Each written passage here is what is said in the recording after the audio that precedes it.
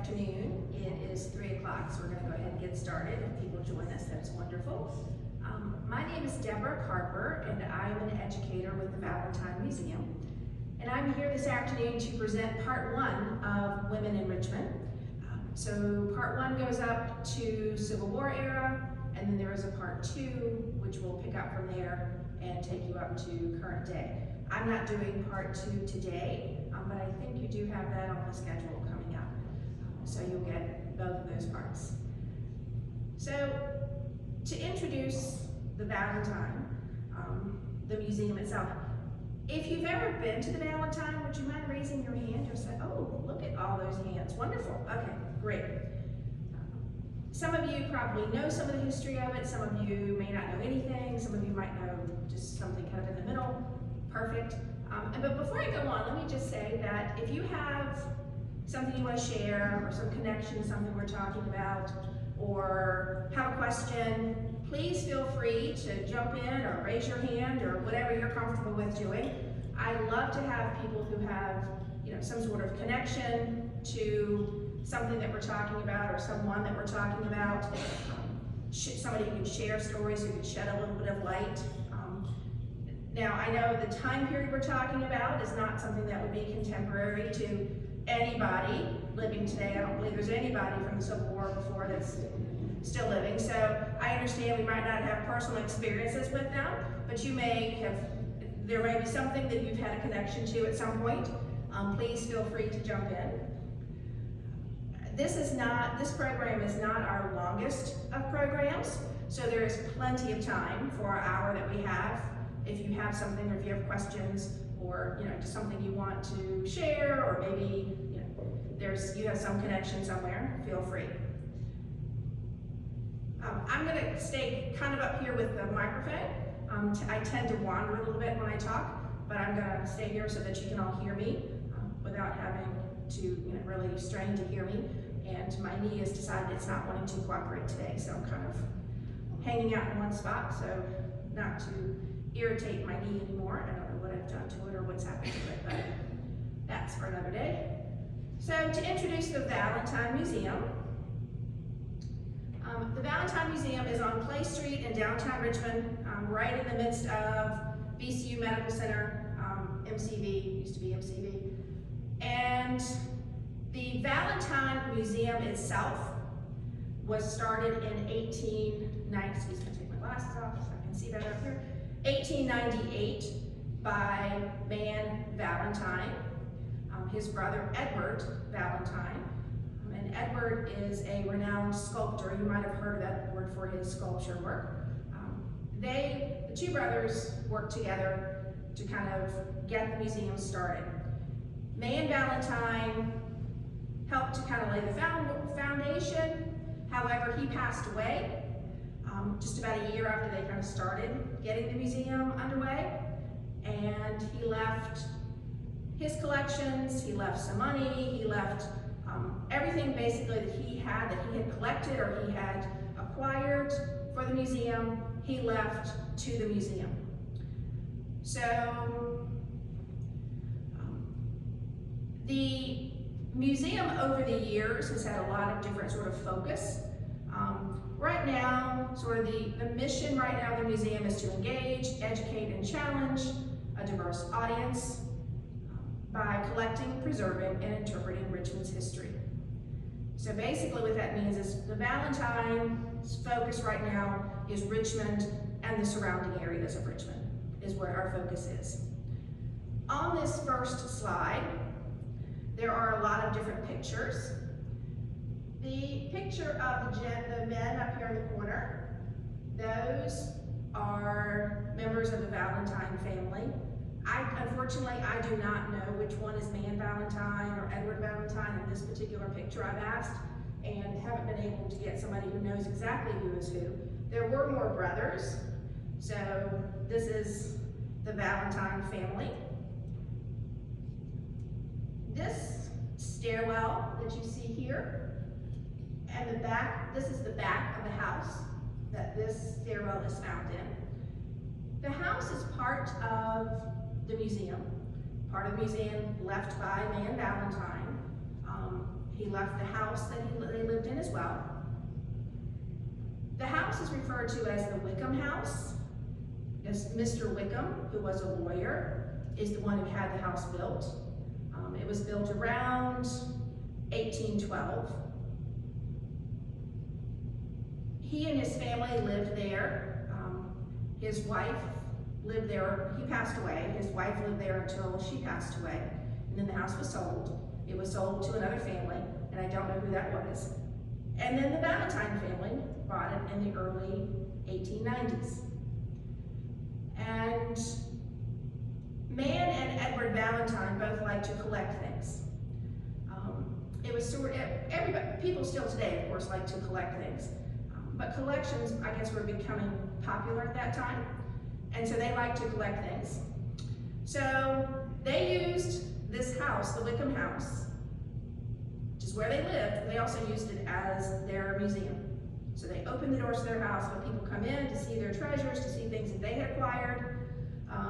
I mentioned that Edward Valentine was a sculptor, and this is a picture of inside of his sculpture studio later. So Edward Valentine died in the 1940s. So he lived quite a number of years longer than his brother. And these are some of the sculptures that he did and were in his studio. Edward, as I said, was a sculptor, was his trade. And Man Valentine, the other brother who worked with getting the museum going and that died earlier, his big claim to fame, his big sort of money maker for him was something called Valentine's meat juice. And it was designed to be a tonic, kind of a home remedy, I guess. And it is exactly what it sounds like. It was meat juice that he had in his tonic. And it sold very well. Now keep in mind, we're talking about the 1890s, 1880s, 1890s. Medical science was not as strong as it is today. There were a lot of people who were very confident with like home remedies and what some people might call like a medicine man. And so having this tonic was something that people wanted. So it was a big seller, made him money. He was able to buy this gorgeous 1812 home that the Wickhams had built. When the Wickhams built it, they spared no expense in having everything fancy in it. There's fancy from the doorways, to the arches in the rooms, to the painting inside. It was not an inexpensive house to build, for sure. And then this picture is a picture of the galleries. And these are just a few of the things in the collection, obviously. You can see some more galleries kind of back here to the back, but there's a row of about 6 or 8 glass cases this way. And so this just is one shot that you can see looking at a canoe, looking at a horse from Forest Hill Park, and looking at this Native American Indian statue that was part of a tobacco company. So those are the things that we have just kind of starting the slides, kicking them off. A few more slides of the Valentine, different things in the Valentine. We have several different maps of Richmond's history, starting off with very early maps where there's very little happening in Richmond, nothing happening across the river in Manchester, to today's map of a lot going on in both places.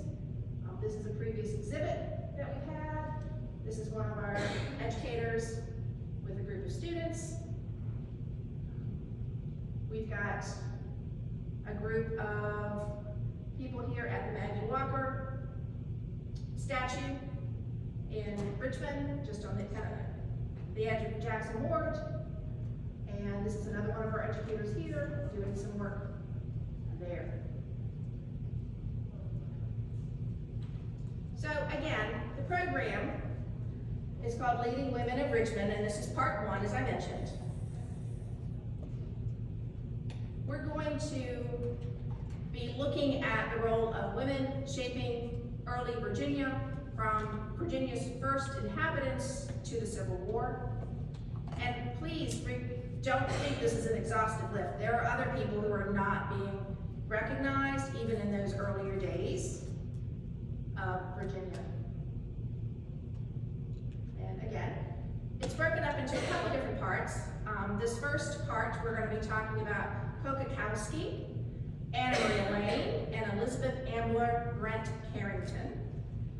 And I don't know if anybody's ever heard of any of those names before, but I would say most people have probably not heard of their names. So this is an early map of Virginia, and this map was drawn by John Smith. And if you look at the map, he has the Virginia Sea, or Virginian Sea down here. I can only assume, just based on kind of how it flows up in, that it's probably the Chesapeake, what we call the Chesapeake Bay. And he's kind of got his orientation a little sideways, but we can still see, and he's got Chesapeake Bay in here, but this Virginian Sea, maybe it's the ocean, the Atlantic Ocean that he's kind of referring to there, but this is just a very early map. It has Powhatan, Chief Powhatan up here. Chief Powhatan's daughter, Pocahontas, of course, is somebody who many people have heard of from Virginia history, early on in Virginia history. So, Kokakowski, she had died by 1686, so obviously we're going back. Obviously, this is not an actual photograph of her. This is somebody who's recreating, because we didn't have photographs in the 1680s and before. But Kokakowski was a Pamunkey Indian, Pamunkey Native American. She eventually became a Pamunkey chief. She was a descendant of Chief Powhatan's brother. So she was related to Chief Powhatan, but not a direct line. It was through his brother that she was related.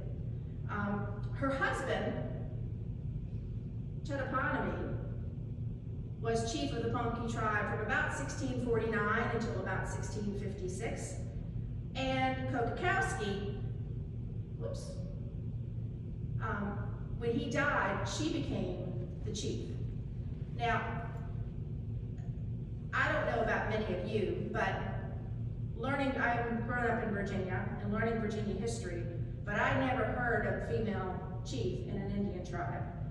It was Powhatan, it was other people, but not a female. So this is somebody who's, like I said, is acting to be Kokakowski, the first female, or a female chief, Pamunkey tribe chief.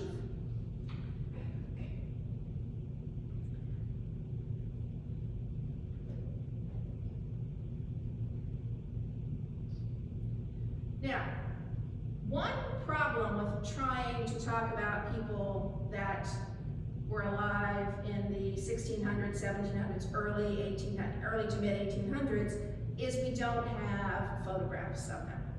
So this is connected to Anna Maria Lane, who died in 1810. And the document that you see up here is from the museum, the Library of Virginia. And Anna Maria Lane was actually a native of New Hampshire. She followed her husband, John Lane, who had enlisted in the Continental Army in 1776 and served in campaigns in New York, New Jersey, Pennsylvania, Georgia. She, like many women, helped out with things in the military service and duties, but not in the military. They were nurses, cooks, seamstress, doing laundry, all of those sort of things. So after the war, the Lanes lived in Virginia, where John Lane worked at the state arsenal. Point of Fork in Fluvanna County. In 1801, they moved to Richmond, and he joined the Public Guard. She volunteered to assist the military hospital and made the acquaintance of Dr. John H. Fushi, at whose request Governor James Monroe and the Council of State authorized her to be paid a small stipend for her work. So most of the work that was done in those areas were simply volunteer. They weren't going to be paid for any of their work. So that was in 1801. By 1804, Anna Maria Lane was apparently too feeble to work, as her name no longer appeared in the Council Journal as a nurse. Now again, documentation is very limited, so to find anything, you kind of have to piece together things that we might find in journals, or we might find in this Council Journal where they listed the nurses. 4 years later, after several men, including Lane's husband, were discharged from the Public Guard, Governor William H. Cabell requested the General Assembly to provide pensions for those disabled, male soldiers as well as, oops, I just leaned on my screen, my keyboard, and it went crazy on my end, but I don't know if I can do it on yours. To provide a pension for those disabled male soldiers as well as a few women. The Assembly awarded Anna Maria Lane $100 a year for life in recognition of her service in Revolutionary War, in the Guard, and with the courage of a soldier. Anna Maria Lane died on June 13th, 1810. So this particular document that, I know you can see it, but some of you may not be able to read it. I'm not going to read the whole thing, but it does start off, Anna Maria Lane is also very infirm and having been disabled by a service wound, which she received while fighting as a common soldier in one of our Revolutionary battles. So that's where it starts off. While Anna Maria Lane's story is an exception to the expected roles of women in this time period, the American Revolution did afford women an opportunity to express themselves politically. Of course, they could not vote. A 1699 act made it clear that they could not vote. But through boycotts of British goods, women were able to voice their opinion and have an impact. And the tradition of war opening new opportunities for women had begun.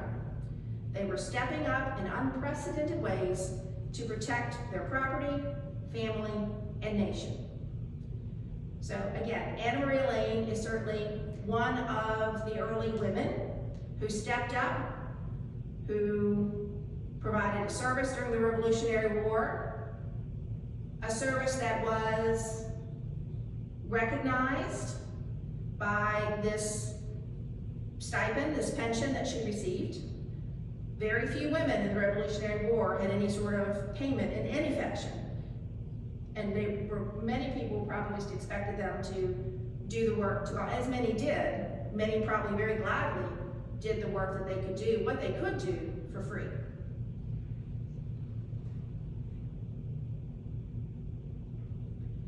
So the third name that we mentioned on that one of those first slides where it kind of gave us a heads up of those first three women is Elizabeth Ambler Brent Carrington. She was born in 1765 and died in 1842. So at Revolutionary War time, she was about 12 years old or so, 11, 12 years old, and then of course during the war, a little bit older, but she was not one of the people who was heavily working like Anna Maria Lane during the Revolutionary War. And again, we don't have a whole lot of it, we don't have pictures, we don't have anything. We do have this one document, again from the Library of Virginia. She was the daughter of a prosperous merchant, Elizabeth Jacqueline Ambler Brent Carrington, born March 11, 1765, died February 15, 1842, married twice and remained a widow after 1810. Educated at home by her father, Carrington read widely and recognized the importance of education for young women. So, Elizabeth was an active Episcopalian. She had a religious background and an interest in education. Those things likely contributed to her enthusiasm in helping to establish the Female Humane Association of the City of Richmond, and she founded that about 1805. So Revolutionary War had ended several years, 1805. The society was for the relief of female orphans, probably the first such organization in Virginia. So she recognized there was a need to help people, and as this says, female orphans. She and other prominent women worked to draw up its constitution and the bylaws in 1808. And in 1810, the association successfully petitioned the General Assembly for an act of incorporation. The statute of incorporating the Female Humane Association of the City of Richmond omitted naming any male trustees, and therefore granted the association's officers a host of legal rights, including the ability to buy and sell property, enter into contracts, and bring suits in court. That they were denied them individually as married women. So the document they drew up had no males, no men on it, but it gave them the right to buy property, to enter and sell property, to enter into contracts, and to bring suits in court. Things that they could not do as married women. Modest as it was in the beginning, the association represented the entrance of women into a public sphere that had been the exclusive providence of men and met an important social need that the government had ignored. So she found a need, or knew of a need, the government was ignoring it. She and others took action. Their documentation gave them the right, as I said, to buy and sell property, to take things to court. They were able to do these things because they didn't have a male listed on the documents. Elizabeth served as the association's president from at least 1810 to 1837, and the association established an orphanage in 1813 and began holding an annual fundraiser fair in 1828. At a time when women rarely participated in public affairs, Carrington and the members of the Female Humane Association met an important social need that Virginia's government had ignored. The orphanage cared for educated, destitute white girls and enabled many children to avoid lives of poverty. The association's modern successor, the Memorial Foundation for Children, continues to support educational and cultural programs in the 21st century. There probably aren't many programs that have been going on for that many years that are still around today. So those first three women, as I said, were kind of much earlier, and now we're moving to the women of the Civil War. Some of you might have heard of some of these women, and some of you might have heard of some of the previous women, but these I would guess more likely that you might have heard of Sally Tompkins, Rebecca Peterkin, Elizabeth Van Lew, Mary Bowser, and Lucy Good Brooks. Elizabeth Van Lew and Mary Bowser are two names that you might have heard of, especially.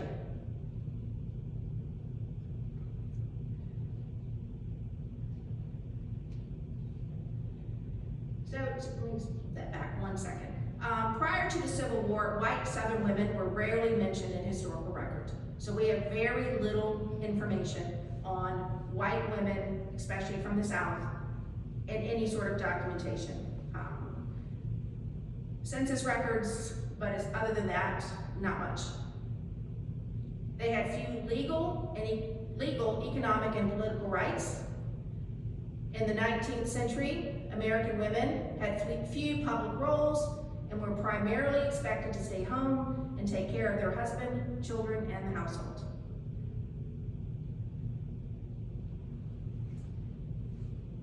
Now, this piece out of documentation through the Library of Congress, some of you might be familiar with Seneca Falls Convention, which was held in Seneca Falls, New York.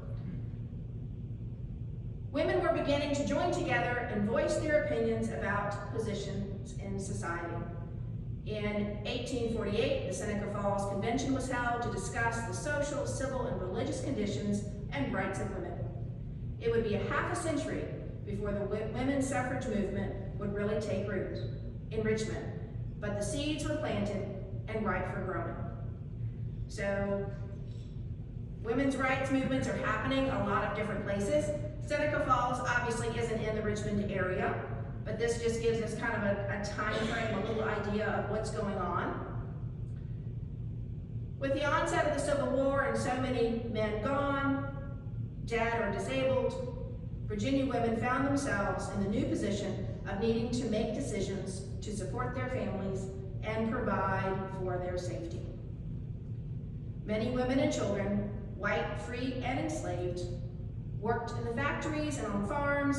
Even upper-class women had volunteered or had jobs with the government during the war. And as the war conditions worsened, it became clear that not only could men not protect their families, but neither could the Confederate government. So kind of the timing of this kind of backs us up just a little bit to kind of get us in that thought process of what's happening.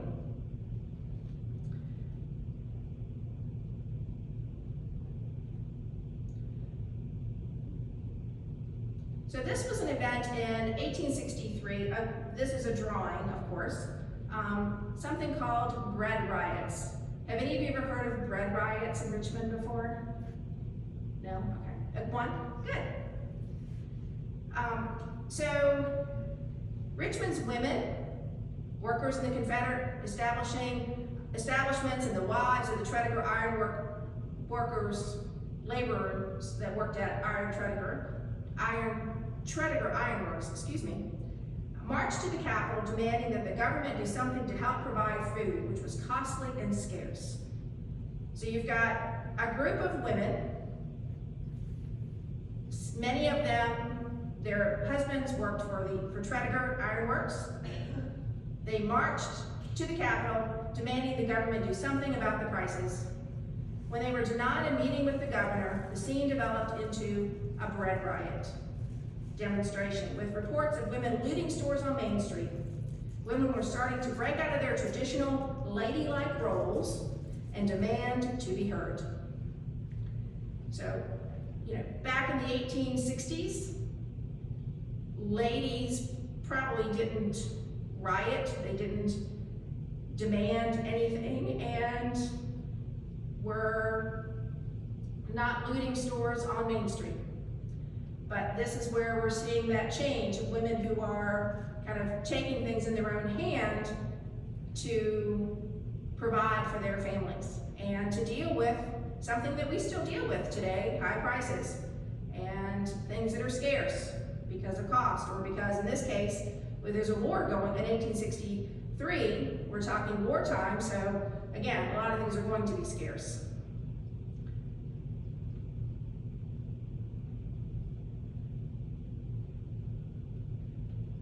Now, our next person is Sally Tompkins.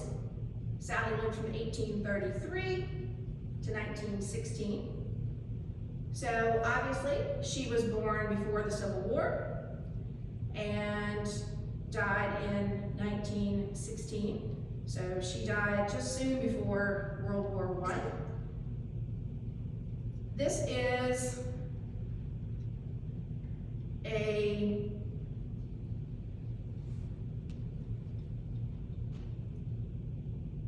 portrait that the little button on here for the pointer is very useful. Back back here is a portrait that they're unveiling. And the image is also this cotton apron that they have here, worn by a Civil War nurse. So let me back up a minute. It's not the portrait, it is the apron, excuse me. Sally and her sister Maria moved from their Matthews County estate to Richmond just prior to the Civil War. Sally had lost her father and the majority of her siblings at an early age. It was this experience that fueled her interest in caring for the Confederate wounded. So Matthews County estate does not sound like a little tiny house somewhere, so they're probably a very nice house.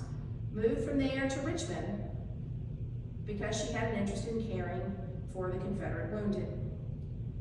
Just 10 days after the First Battle of Manassas, Sally Tompkins, or the Angel of the Confederacy, as she would later be known, had already persuaded John Robertson, the local judge, to donate his home on the corner of 3rd and Main Streets for the establishment of a private hospital with Tompkins at its helm.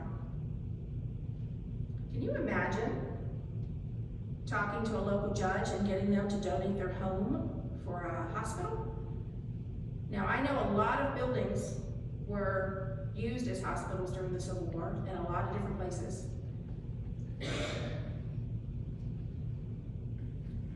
She wouldn't take a salary, and she used her own money to buy supplies for the hospital. So she needed the building, she got that donated, she bought her own supplies, she didn't take a salary, so she wasn't working for money, she was working simply to help. Her leadership at the hospital was highly unusual at the time because women were generally considered too delicate to perform the gruesome work of treating the sick and wounded. Tompkins Robertson Hospital accommodated only 40 and consisted of around 6 staff members compared to the 5,000 bed capacity at Chimborazo Hospital, the largest medical center in the world. The quality of care for patients received, however, was outstanding. Robertson's hospital volunteer, Mary Chestnut, observed, "The men under Miss Sally's kind care looked so clean and comfortable, cheerful, one might say."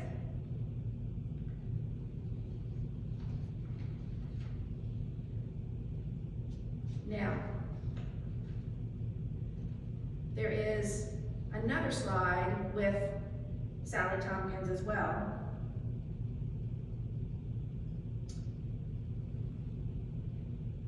And remember, the hospital that was the judge's home had about 40 patients in it, with 6 people working there.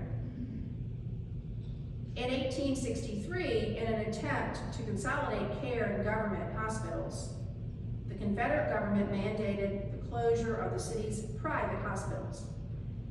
In an audience with Jefferson Davis, Sally Tompkins argued that her hospital should be exempt from closure because of her much lower fatality rates, only 5.5%, compared to the average of 10% rate of government hospitals.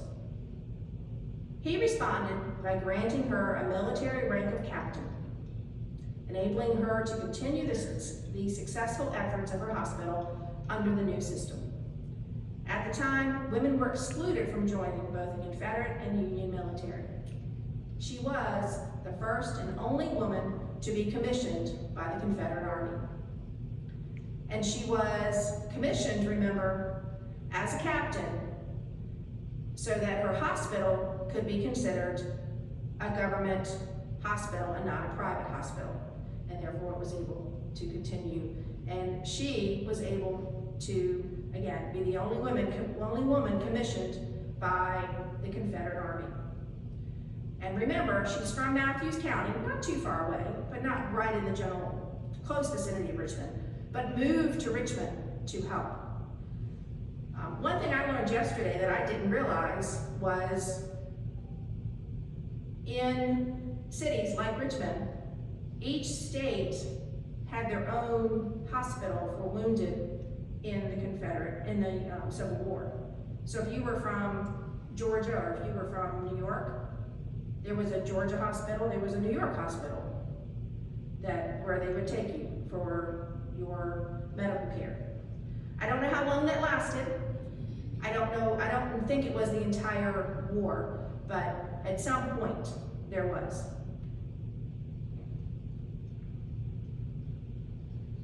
Have any of you ever heard of Sally Tompkins? One? Good. Couple? One? Two? Good. Sometimes we hear names, but we don't always get the full story. We don't always know why. Yes, ma'am? At Matthew's courthouse, there is a Sally Tompkins cottage. Oh. Where she lived before she, I guess, probably was. It's a museum? At the Matthews County Courthouse? I'll have to go out there and see that. If it's a cottage, it might be, since they mentioned the word estate, to me estate means bigger, home. So it could be a building that was on the property somewhere. Yeah, interesting. Very nice. Thank you for sharing. All right, so these two images, still talking about Sally Tompkins. In 1966, the Women of the Confederacy Memorial Committee met to discuss a way to honor Sally Tompkins. There were designs that were submitted for a possible statue on Monument Avenue. And there is no statue on Monument Avenue for Sally Tompkins, so it didn't work out, but that was the hope, that there would be a statue. So they requested plans for statue from different people, as many times today, same thing. Send in yours and we'll select the one we like the best. This one, over on the left,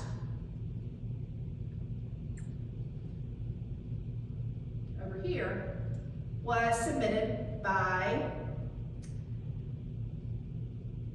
Salvador Dali, who many of you have probably heard of. His design was showing Tompkins as a modern-day St. George slaying the dragon. Pardon? When the image was published in the newspaper, a response was quick and negative. A newspaper editorial writer commented, Dali is about as suitable an artist to do a statue of a Confederate Captain Sally Tompkins on Monument Avenue as Cleopatra would have been a candidate for a halfback on the Green Bay Packers football team. So that one was definitely a no-go. Another critic argued that a stained glass memorial to Tompkins had already been created to honor her in the St. James Episcopal Church. The Monument Avenue plan was abandoned, but her stained glass memorial in the church remains. And as far as I know, it is still there. So this is the stained glass, picture of the stained glass, that is in St. James Episcopal Church. As far as I know, it is still there. And that had actually already been installed prior to the discussion of Monument Avenue. Now remember, the discussion about the Monument Avenue memorial to her was in 1966. So we're talking a number of years, obviously, after she had done her work and had been recognized in the hospital and all of that. So it doesn't say, I don't know when the stained glass window had gone in. And there is it looks like a home kind of on the top, on the very top of it. I don't know if that has something to do with her home place or if it's another building, but that is the memorial. It was just, I guess at that point they decided that is there for her, and the Monument Avenue probably had a lot of hoops to jump through, I would imagine, to get a statue on Monument Avenue. Was she female? Yes. Plus being female, that would not have been helpful to her case, even in 1966.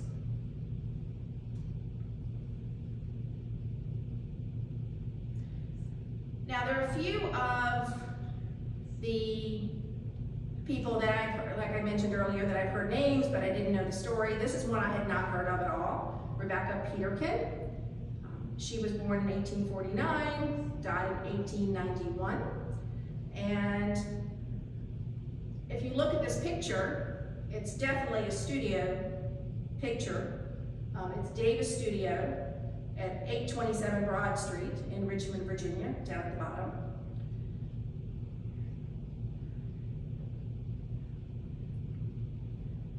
So Rebecca Peterkin has a connection to Sally Tompkins because Rebecca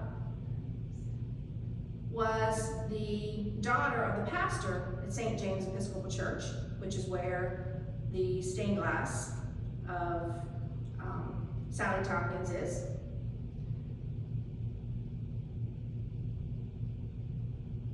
She witnessed the firsthand struggles of the working poor in her father's parish, and Peterkin persuaded her sewing circle in 1889 to found a hospital called Sheltering Arms. And many of you have probably heard of Sheltering Arms. Some of you might yourself, or you might know somebody who's received health care from Sheltering Arms, to provide medical care to whites free of charge. So we're still, now this is 1889, still in the 1800s, still being discriminatory as far as race, but she wanted to help poor whites free of charge. The circle raised money to found the hospital.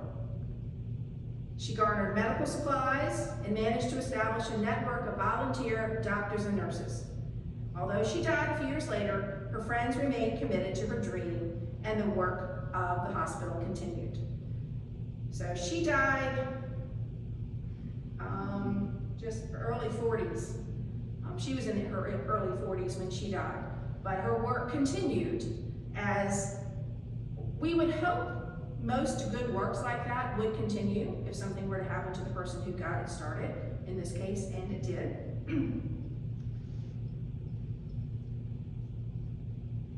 And this is the original Sheltering Arms Hospital. It is actually across the street from the Valentine Museum. And this picture is part of the Cook collection. The Cook collection of photographs. The Valentine has been the recipient of many, it's like 10,000 negatives and several thousand photographs. George Cook, who is not a native Virginian, but he moved to Virginia, took all kinds of photographs. We're getting into the time when photographs are becoming, they're out of even their earliest stages, and just like we saw the picture back right here, where she had an actual photograph taken at a studio. So we're into a point, people aren't taking photographs themselves like we do today, but you could go to a studio to get your photo taken. So times are changing as far as photographs. And George Cook took all kinds of photographs of Richmond, including the building, the original Sheltering Arms Hospital, which, as I said, was on Clay Street. George Cook turned the business over to his son, Eustace Cook, who continued taking pictures. And then after Eustace Cook passed away, the pictures and the slides, and we have a number of them hanging in the Valentine, were sold to the Valentine for preservation and to keep them. So the Cook collection, like I said, it's part of our collection now, but he has just many pictures of Richmond that he has taken.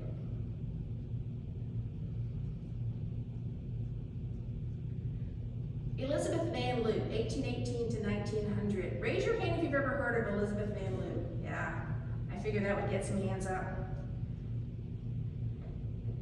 Elizabeth Van Loo, in my opinion, was a very interesting lady. She, again, this photograph is from the Cook collection. We have no number detailing it.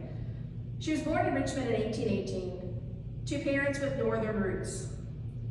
Elizabeth Van Loo attended a Quaker school in Philadelphia, and it was there that she began to develop strong anti-slavery and abolitionist views, beliefs, and loyalties that distinguished her from the fellow members of the Richmond elite.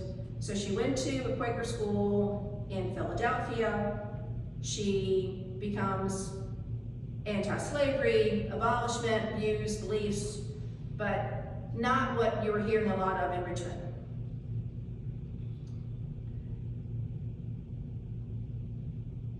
Keeping her thoughts in a diary, Elizabeth Van Loo kept a secret until her death. Van Loo had a firm stance against both the institution of slavery and the act of secession. After the death of her father, Van Loo and her mother freed a number of slaves in their household. So obviously her parents were slaveholders, but she, as I said, she kept a diary, but kept her thoughts to herself initially as far as the views that she had acquired while she was in Philadelphia. However, after her father died, Van Loo and her mother freed the slaves, a number of slaves in their household. We've got a few slides with Elizabeth Van Loo. So this is Libby Prison. When Virginia seceded from the Union in the spring of 1861, Van Loo was personally, although secretly, committed to finding ways to help the Union cause. So Van Loo wanted to help the Union, but didn't want people to realize she was helping the Union side of the cause. She was able to get a Confederate general into allowing her to bring food, books, and medicine into the Union prisons at the famous Libby Prison, which was at 20th and Carey Street in Shockoe Bottom, situated near her Churchill home.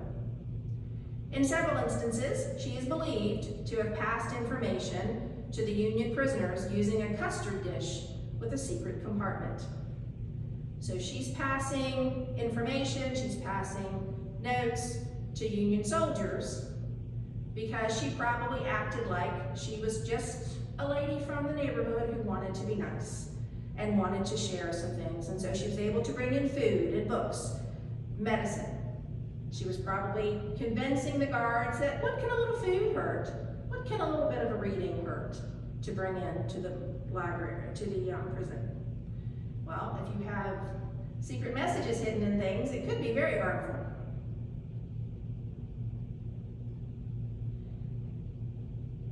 This is the Van Loo mansion. Elizabeth Van Loo became the head of the Union General Benjamin Butler's spy network. Now remember, she hasn't told people that she's keeping it all to herself and in her personal notes. And she maintained the position transporting Virginia intelligence until the end of the war.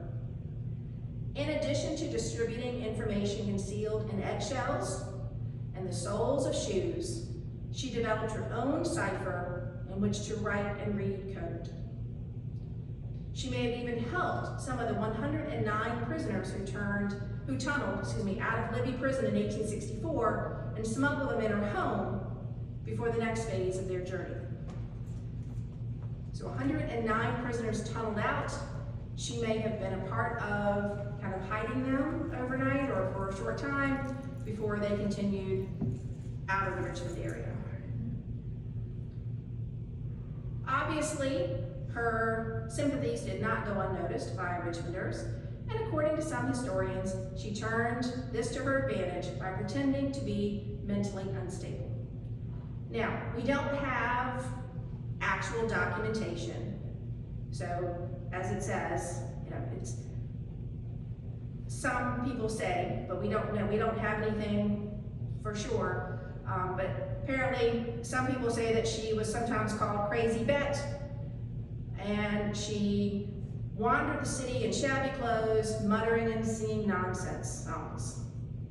Other historians dispute that claim and insisted that Elizabeth Van Loo did her best to maintain the facade of a loyal Southern lady who would never spy for the North. So two totally different kind of ways of looking at how she might have been able to get away with some of it, and it's possible, I guess, she could have done both. If she was dressed differently, people would never see her as that Southern lady. So it's possible she did both. After the war, President Grant rewarded Van Loo with a job as postmistress of Richmond, which she held from 1869 to 1877. Although revered in the North, she was, needless to say, ostracized by her Richmond neighbors. "No one will walk with us on the street," she wrote. "No one will go with us anywhere, and it grows worse and worse as the years roll on." Failing to be reappointed as postmistress under Rutherford B. Hayes, she lived on an annuity from a family of a Union soldier she had helped in Libby Prison. She died in Richmond around 1900. We don't know exactly. And the city of Richmond acquired the former Van Loo Mansion, which is this house. The city demolished the house in 1911, and Bellevue Elementary was built on the same site where the house was, which is in Shockoe Bottom. If you ever go into Shockoe Bottom, and there's like a big hill on the side, like Church Hill, that up on that hill is where the school sits today, so that's where their house sat. And Elizabeth Van Loo was inducted into the Military Intelligence Hall of Fame in 1993. It took a few years to be recognized. How about Mary Bowser? Does anybody recognize that name? A couple of people. And Mary Bowser actually kind of went under a few different names. So there were a few different ones that she supposedly kind of lived under. And obviously women get married, they change their last name, so it's not that unusual to have different names.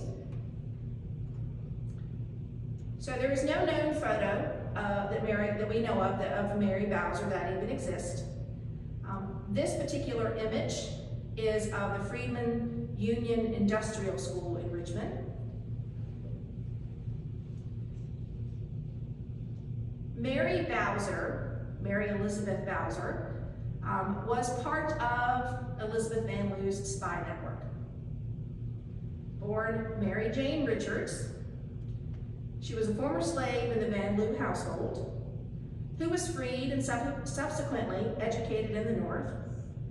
After which Bauer returned to Richmond, Van Loo used social connections to secure Bauer a job as a domestic servant in the President of the Confederacy's home, Jefferson Davis's household. While pretending to be illiterate and ignorant, Bowser was able to move through the Davis household and secretly gather information for Van Loo. So she's working in the household of President Davis. They think that she is illiterate, she can't read anything, thinks that she's ignorant, she doesn't know anything, when in fact she has been educated in the North, come back to Richmond, which in itself was quite a brave move, to be a freed slave, educated, and come back to Richmond.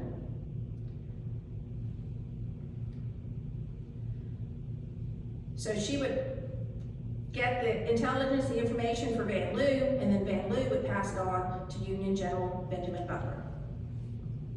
Following the fall of Richmond and the end of the Civil War, Bowser was recorded as teaching newly freed African-American slaves of the city with the Freedmen's Bureau, and she went on to be a missionary and an educator for the remainder of her life. In 1995, Mary Elizabeth Bowser was also honored by the U.S. government with an induction into the Military Intelligence Hall of Fame in Arizona for her work during the war. After the war, President Grant praised Van Loo's spy operation, saying that she had sent him the most valuable information received from Richmond during the war. Ironically, it was deeply ingrained and racist attitudes toward African American and women that caused both Van Loo and Bowser to be assumed to be illiterate, unintelligent or irrational, and gave them the advantage to secretly capture intelligence and pass it on.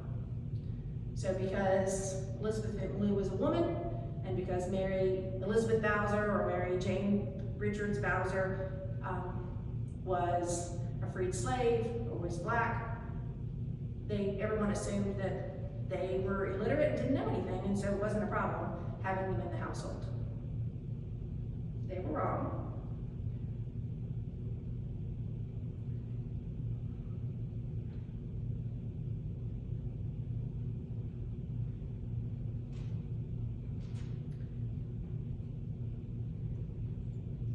Lucy Good, I think it's Good, Brooks, 1818 to 1900. She was born into slavery in 1818, and little is known about her life in keeping with the traumatic reality of the enslaved experience. After a youth that was marked by violence and loss in the 1830s, Lucy met Albert Brooks, who was also enslaved in the Richmond area.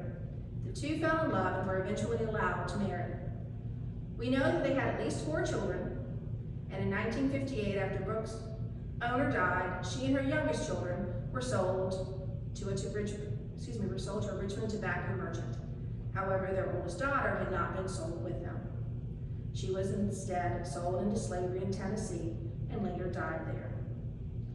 Brooks probably had other children who were also sold away, though what became of them is not clear. Due to her traumatic experience and the loss of her children, in the years following the Civil War, Brooks was moved by the great number of orphaned African American children in Richmond. Abandoned by former owners and separated from their families, these children were in great need of a place that would care for them. As a leader of the Ladies Sewing Circle for charitable work, she convinced the entire group, along with several local African American churches and a Quaker institution, to sponsor a home for orphans. This is not the first lady that we've seen who's been sponsoring a home for orphans. Following the completion of the orphanage building in Jackson Ward neighborhood, the Virginia General Assembly in 1872 incorporated a Friends Asylum for colored orphans. Although its name and function have changed over the years, Lucy's organization to make a difference in Richmond. Today, the Friends Association for Children offers tutoring, health education, and childcare to more than 1,000 children ages 6 weeks to 12 years, primarily from low to moderate income working families. They have 2 centers, the Friends Family Center in Jackson Ward and the Robert L. Taylor Care Center in Churchill.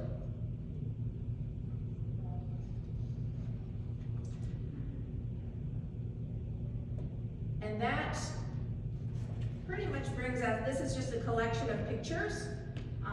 Some of these that we've seen obviously in the presentation. The Sheltering Arms building, much more modern building they use today. Virginia Museum of Fine Arts, Kokakowski. We had somebody dressed, a picture of somebody who was acting as Kokakowski going way back. And this is the Virginia Women's Monument, Voices from the Garden, which is actually on the grounds of the Virginia Capitol. I don't know if any of you have been there to see it or not. I saw it for the first time not too long ago. It has not been there very long. The unveiling was in 2018, so especially with the times of COVID when a lot of people didn't get out and about, it really hasn't been that long that it has been there. So if you ever get a chance to go take a look at this monument. Now, as I mentioned earlier, this is just part 1, and you do have part 2 scheduled from what I understand. So that will pick up at this point and then work to present day, where there will be kind of more information on a lot of the people, more photographs that we didn't have a chance to have just because of the timing and the timing of photographs and the timing of what we were talking about. Any questions at this point? Yes, ma'am. You have a speaker, Judy Clark, from Lakewood, who wrote the book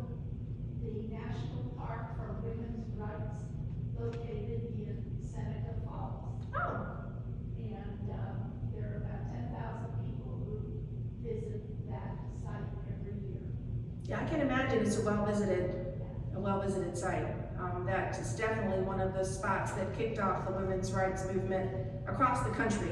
Obviously, some of them, those rights came quicker and sooner to some than others, but it's definitely one of those that kicked off a lot. What was the name of the book again? The National Park for Women's Rights. The National Park for Women's Rights. And the book is by Judy Hart, H-A-R-T. Judy Hart, interesting. I'll have to keep that in mind. I love to read a good book, especially a good historical book. Something that brings us the information we past. Any other comments? Any questions? Anything I can do or tell you or hope to tell you? Well, thank you very much to all of you for coming in today. I hope you enjoyed it. I hope you maybe gleaned, got something that you didn't know. I know some of you knew from some of them, but not everybody. So hopefully there was somebody in there that was new to you that you could take with you as information. And when you have part 2, I hope you enjoy that as well. Thank you for letting me come. Thank you. You're welcome.